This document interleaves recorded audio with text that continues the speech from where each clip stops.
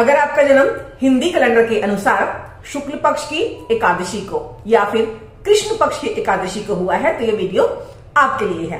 ये चंद्रमा की 11वीं कला है। इस कला का अमृतपान उमा देवी करती हैं। एकादशी तिथि के स्वामी हैं विश्वदेवा।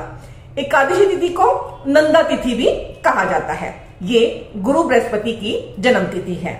इस तिथि को जन्मे जातक फल अनुसार धनी माने जाते हैं, नियमों का पालन करने वाले होते हैं। पूर्वजों की धन संपदा को, मान सम्मान को आगे बढ़ाने की इन लोगों में प्रबल इच्छा होती है।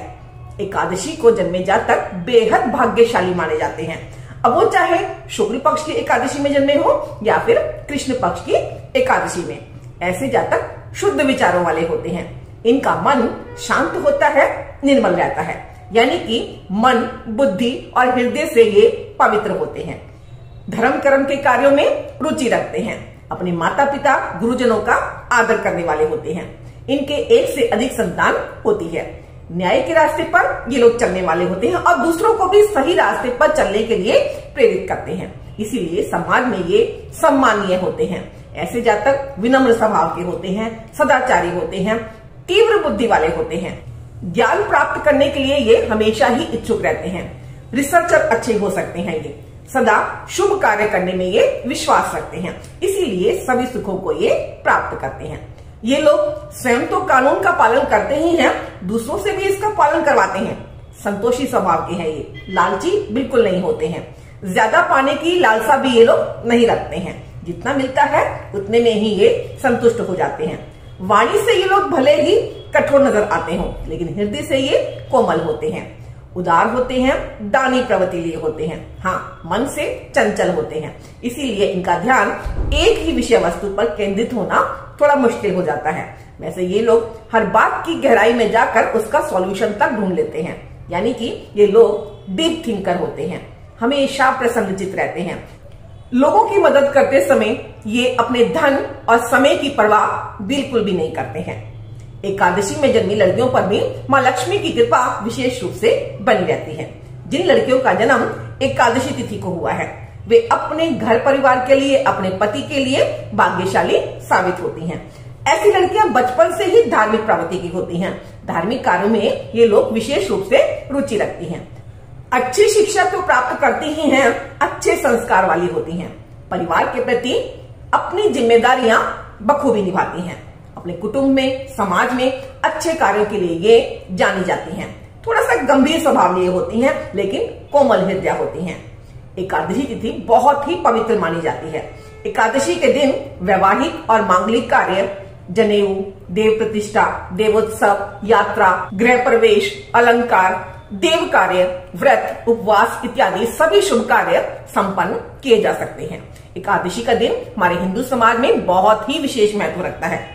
निर्जला एकादशी, मोहिनी एकादशी, देवशायनी एकादशी, कामदा एकादशी, पुत्रदा एकादशी, मोक्षदा एकादशी, सफला एकादशी इत्यादि ये एकादशी को मनाए जाने वाले व्रत हैं जो पूरी श्रद्धा के साथ मनाए जाते हैं। एकादशी पर दान का भी विशेष महत्व होता है। पीली वस्तुएं दान करने से भगवान विष्णु प्रसन्न होते हैं। घर में सुख संपन्नता बनी रहती है। भगवान विष्णु की आराधना करने से समस्त पापों का नाश होता है और मनुष्य मोक्ष प्राप्ति की ओर अग्रसर होता है। एकादशी के दिन पीपल के वृक्ष को जल अर्पित करना, भगवान विष्णु को पीले फूल अर्पित करना, पीले वस्त्र, अनाज और पंचामृत अर्पित करें। भगवान विष्णुदेव की पूजा आराधना करने से संतान सुख, धन धान्य और सुख संपत्ति की वृद्धि होती है।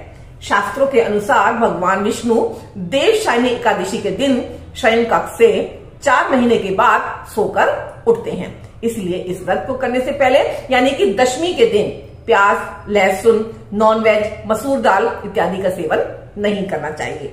इस दिन नाखून, बाल, दाढ़ी इत्यादि भी नहीं कटवानी चाहिए और ना ही बाल धोने चाहिए। भोजन में चावल का सेवन बिल्कुल भी न करें। तुलसी दल से श्री हरि का पूजन करें, लेकिन एक दिन पहले ही तुलसी की पत्तियां तोड़कर रख लें। व्रत के दौरान जातक को सात्विक रहना चाहिए, न ज्यादा बोलना चाहिए और हो सके तो मौन रहे। जीवन में परेशानी के समय मोदक की आहुति यज्ञ या हवन में देने से लाभ होगा।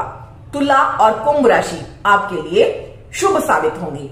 एकादशी एक पवित्र और धार्मिक तिथि मानी गई है। माह में 2 एकादशी आती हैं, एक शुक्ल पक्ष की एकादशी और दूसरी कृष्ण पक्ष की एकादशी। दोनों ही एकादशियों का अपना अपना महत्व है। पूर्णिमा के बाद आने वाली एकादशी कृष्ण पक्ष की एकादशी होती है और अमावस्या के बाद आने वाली एकादशी शुक्ल पक्ष की एकादशी होती है।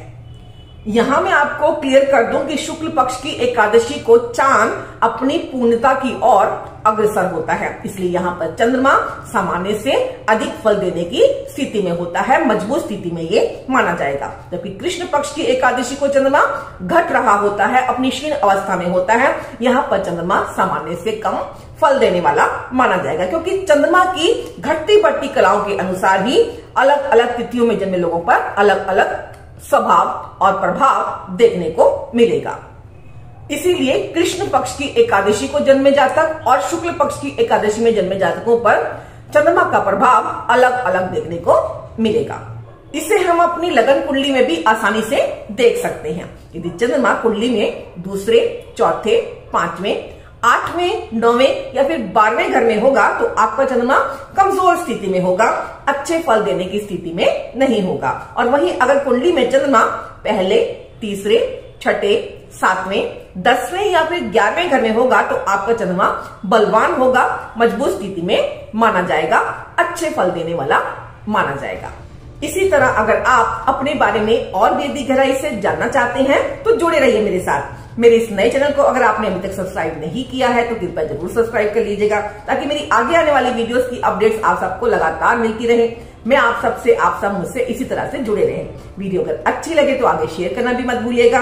हाँ, अगर आप मुझसे पर्सनल कंसल्टेशन चाहते हैं तो आप मुझसे इंस्टाग्राम पर फॉलो कर सकते हैं या आप मुझे व्हाट्सएप पर कांटेक्ट भी कर सकते हैं। मैं आरुणि अभी आप सबसे विदा लेना चाहूंगी। जय श्री कृष्णा दोस्तों।